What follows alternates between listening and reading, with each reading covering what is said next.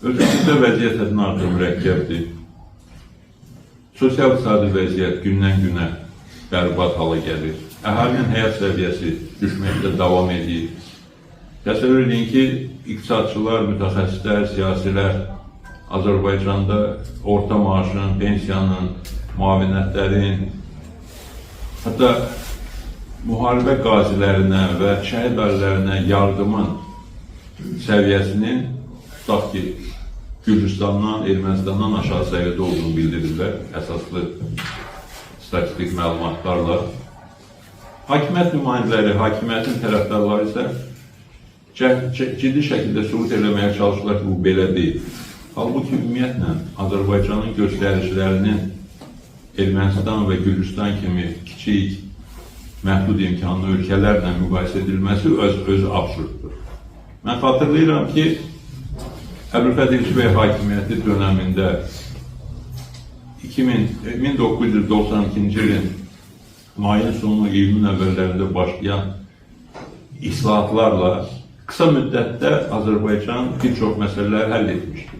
Və xatırlayıram ki, 1993-cü ilin yazında Avropa İnkişaf və Rekonstruksiya Bankı postsovet ölkələrində sosial-iqtisadi vəziyyətlə bağlı hesabat hazırlamışdı. Və həmin hesabatda göstərilirdi ki, Azərbaycan bir çox iqtisadi göstəricilərə, sosial göstəricilərə görə Rusiyaya demək olar ki, çatıb və Baltik ölkələrinə də yaxınlaşmaq üzrə.